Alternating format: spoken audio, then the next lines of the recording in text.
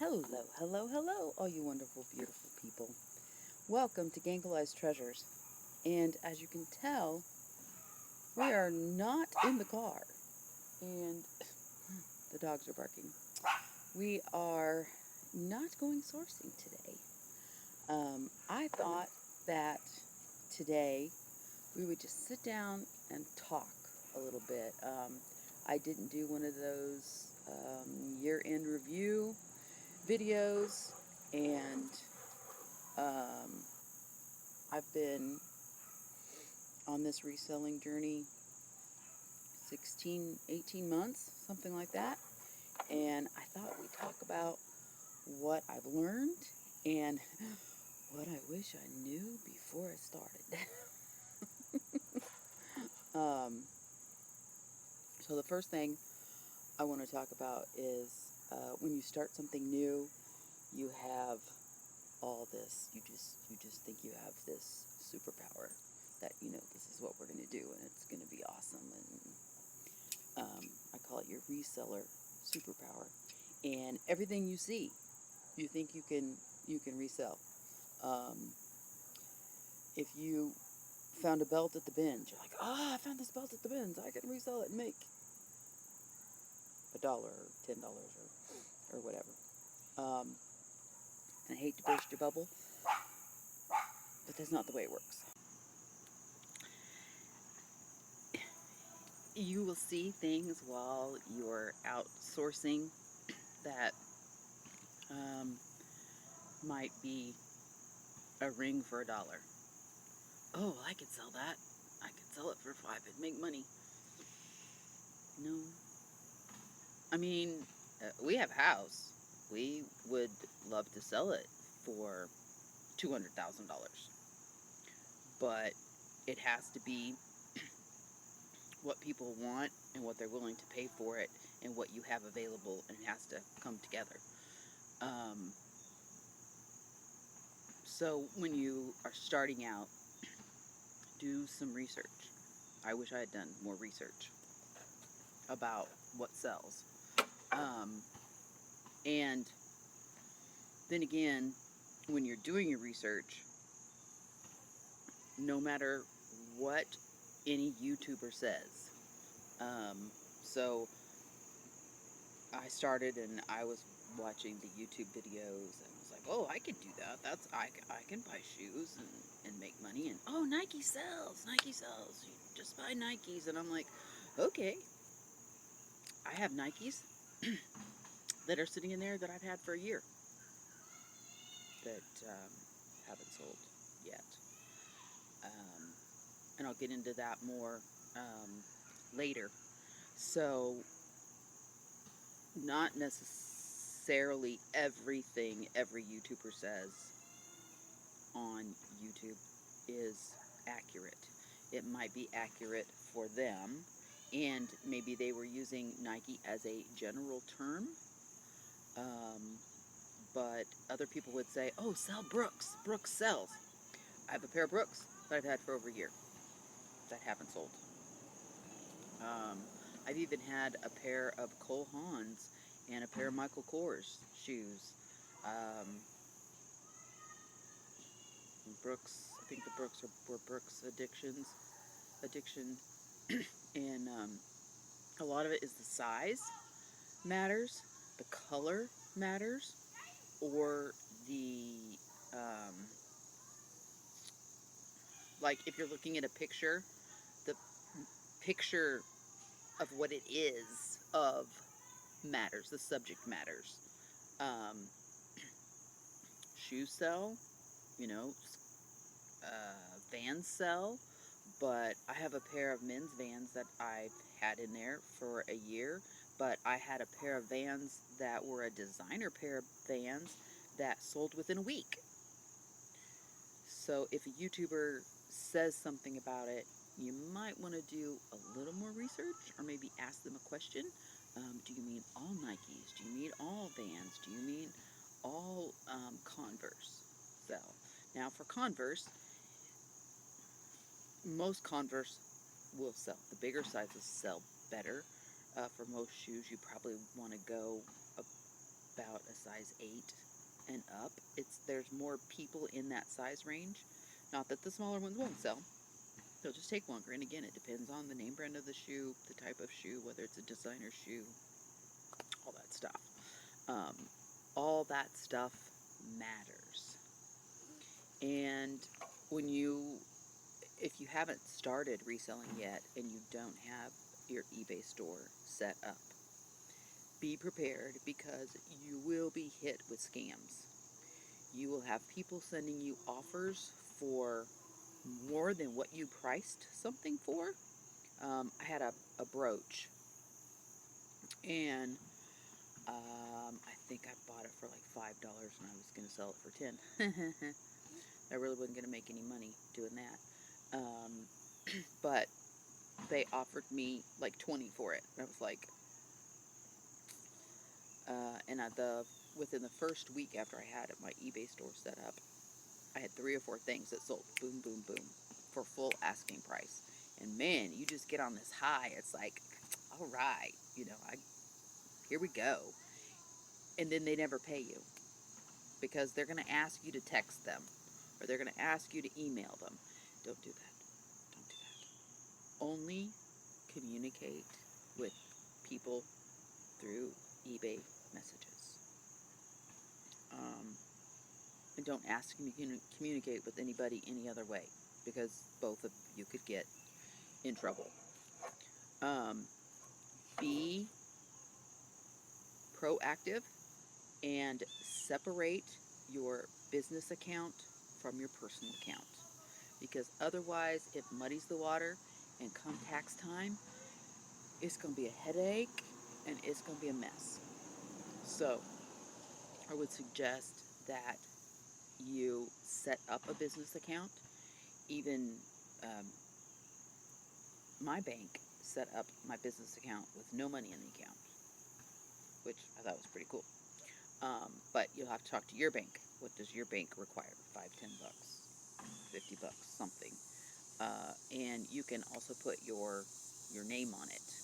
And a lot of them have a debit card that they will give you that's associated with that account, so that when you go out and you're sourcing, you use that card and it uses the money out of your account.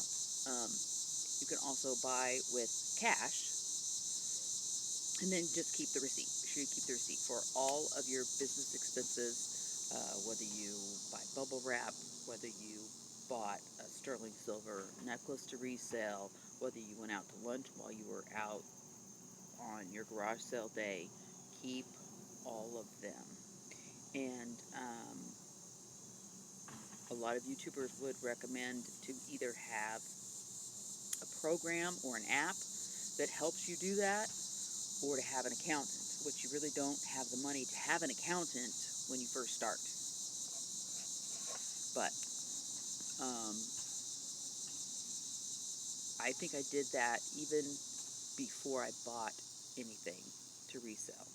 I had my business account set up. I had my business card. Now, I put $100 in the account. And you also want to build your business. I think this is like 4, maybe 4. There's no reseller superpower. No matter what the YouTuber says, do a little bit of your own research.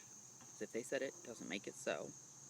Separate your personal and your business account. Be prepared to get scammed. So that's on 4. 5. Learn about shipping, because shipping will eat your lunch. It ate mine several times. A lot of people say that's just part of the learning curve, but you can go to the post office website and learn.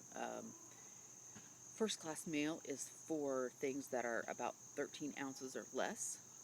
So if you're going to sell a necklace or a brooch or a ring, it would probably go first class. It goes by weight.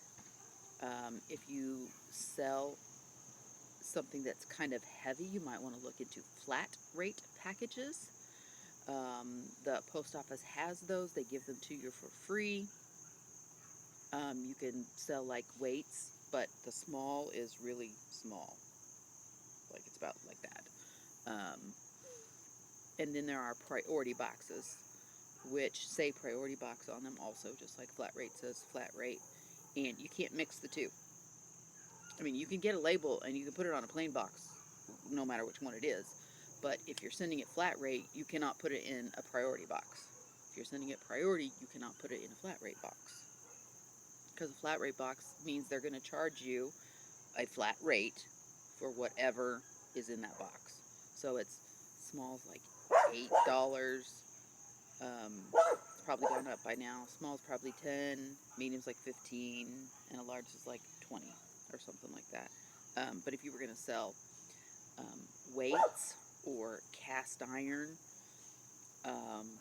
if you were going to sell a lot, L-O-T, not lots of, but a set of jeans, and you knew that so many would fit in there, it might be cheaper to send them in a flat rate box. When you first get started, you may also want to try and sell everything. Did you see that little flash run through there? That was Squizzy. Hey, Squiz. Oh, you're underneath. Oh, I guess maybe they didn't see you. Sorry. You're going to want to try to sell everything. And as you go along, you may change. You may find that shoes aren't your thing. I found that shoes aren't my thing. I don't mind them, but my shoes that I'm going to pick up now is going to be very narrowed. There's Squizzy. He's over there. That's his frisbee. That's his best friend. He doesn't go outside without. He comes outside and picks it up and then goes potty. Yeah, you got your frisbee? Okay, there you go. He would go after the frisbee all day long. But find some of the things that you are excited about, or some of the things that excite you. When Ramanda and I started, we knew that vintage and antiques was going to be one of the areas that we were excited about. Because, well, give it to me. He doesn't want to drop the frisbee. Sorry. Because we kind of have that in our DNA from my mom. If you haven't seen some of our very first videos, I talked about that we kind of have thrifting in our DNA. My mom lived through the Depression, and she knew how to make a dollar go as far as it could go. And she was an antique dealer, and so I have grown up around antiques. And my mom had booths in antique malls, and I've been to the estate sales and the auctions, and Ramanda has been to many, many also. So we knew that that part was going to be something that we would like. But then we heard, oh, sell shoes. So we started picking up shoes. And specialized shoes sometimes sell quite well, like golf shoes or track shoes or baseball shoes or soccer shoes. I got a pair of indoor soccer shoes, and I think we paid $15 for them, and I think I sold them for like 30 or 45, which was, a pretty good deal. Try different niches. Be willing to try different niches to see whether you like them, and part of that is the learning curve. So, like I said, I've tried shoes, but I've narrowed what shoes I would be willing to pick up and for what price. You also need to be aware that whatever you pick up, you have to think about how long it's going to take to prepare it or clean it. It's going to have to be researched, and if you find what you like and what you already know some things about, it makes those steps a lot easier. I would not suggest that you just quit your job and start an eBay reselling store with $100. try it part-time. Um, like I said, I've been in like 15 or 18 months, and I'm still not taking a salary. I'm not taking anything from the eBay store, because part of the eBay store is you want to build up the cash in your account so that if depression glass starts to become more valuable. I have a friend who has some that wants to get rid of hers, and I could say, hey, I'll buy everything you have. And if I don't have money in the account, then I don't have the means to take advantage of the opportunity. And be ready to readjust and change course as you go along.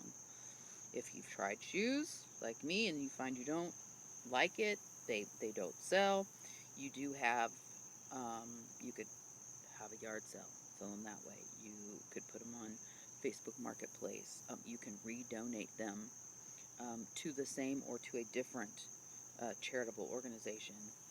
You can only take the amount that you paid for them. You can't buy a pair of, let's take the Cole Haan shoes. You can't take a pair of Cole Haan shoes that you paid $5 for, redonate them, and get $100, because that's what those would have been new. You can only take the $5 that you paid for that pair of shoes off of your taxes. Now, I've actually had some inventory, like I said, some shoes that I've had for more than a year. I thought, well, I'll get rid of them. I'll put them on auction. They still didn't sell on auction. And some of the clothes. I feel like that for me, if I give it a year, it's gone through all 4 of the seasons and it hasn't sold, and I put it on auction and it hasn't sold, it's done for. I personally, at my age and the time limits that I have, do not want to do a yard sale. And putting them on Facebook Marketplace for me is not an option, because I live very rural, small town. If I lived in the city, maybe that would be different. But what I've chosen to do, and you have to do for whatever works for you, is I'm sending my clothes to ThreadUp.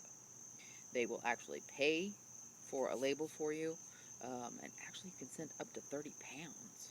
And I was like, 30 pounds? Wow. So I have a box that is ready to go to ThreadUp. Now they say it'll take 16 weeks to process it, but it's August now. That still gets it done before Christmas. And I've written down the amount that I paid for everything, so I know if they decide they're not going to take any of it, they're going to donate it. Or if they take 3 tops and not the 4th one, they're going to donate the 4th one that they don't take, which I think for me is a win-win. Like I said, you have to do what works best for you.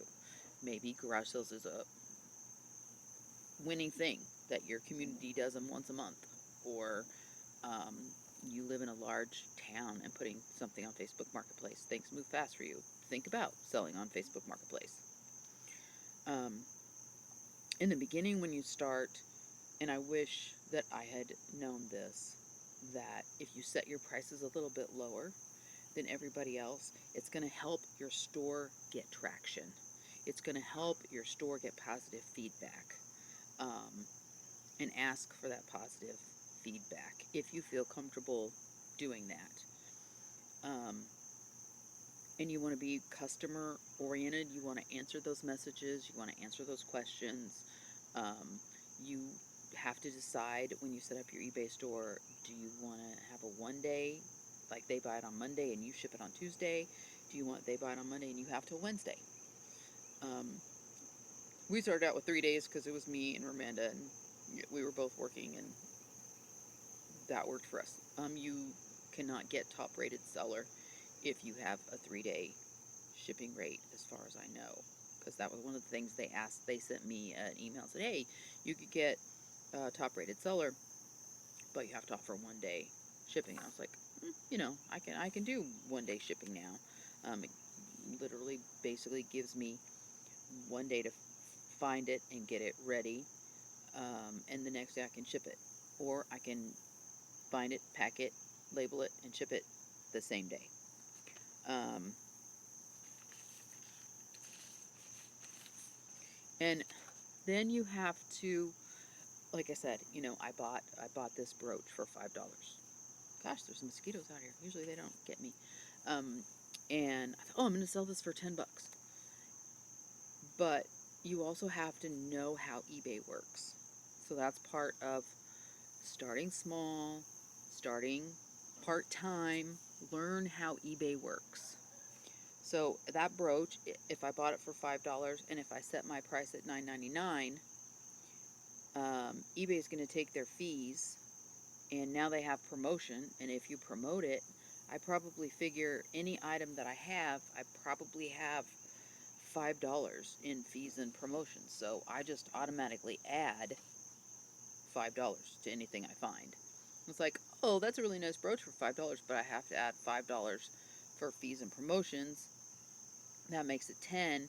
Can I sell it for more than 10 and make money? Because the name of the game is to make money. You also, when you start, need to decide your profit margins. Do you want to make X number of dollars for every item? Or do you want to make X number of percentage on every item? Or return on investment, which we've talked about before. A lot of people say that if you buy it for 10, you should sell it for 20. But if you buy it for 10, you have 5 in it, you've only made $5. But if you're cool with making $5, that's fine. And in the beginning, I still have stuff that, necklaces that I have that I've brought down in price from $19.99 to maybe $15.99 or $14.99. And I'm only going to make $4 or $5 on it. But that's okay, because I've had them for a while. And I have some things, like I just sold the Christmas glow molds, the peppermint ones. I think they sold for $64. Shipper shipped, buyer paid shipping.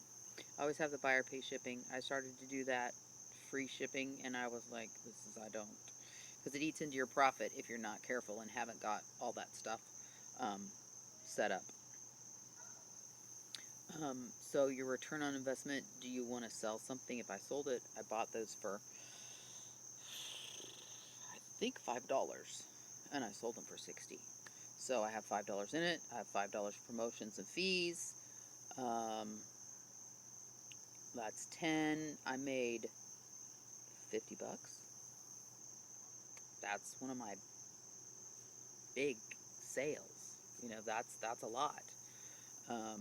That's one of the things why I am narrowing my categories of what I'm going to pick up. I also know that if you're going to do vintage or antique, you have to be prepared for them to sit a little bit longer. I had a wooden vase that was hand painted that we bought in Kansas City a year ago, May, and it just sold a couple of weeks ago. And I was like, this thing may end up on my shelf, but it's old. The right person found it. And this video is getting quite long, so let me check my notes and see if we can wrap this up. Oh my gosh. The tips took a lot longer to get through than I thought. Did you see that little flash back there? That's the bunny. He's back there in his cage. So this is going to end part 1, and there will be a part 2 because I haven't gotten through everything that I want to share with you. If I have rambled, I apologize. I am running on about 5 hours of sleep, and I wanted to go ahead and get this up today. So I'm going to sign off for part 1. As always, remember that we thank you for being here, hanging out with us. We thank you for liking. Thank you so much for leaving a comment. There haven't been very many comments. Please leave a comment. Go ahead and like and subscribe so that you know when our next video comes out. Let me know in the comments if you're a reseller or if you're beginning, you want to start reselling. Let me know if this has been helpful. And as always, remember that you are blessed to be a blessing.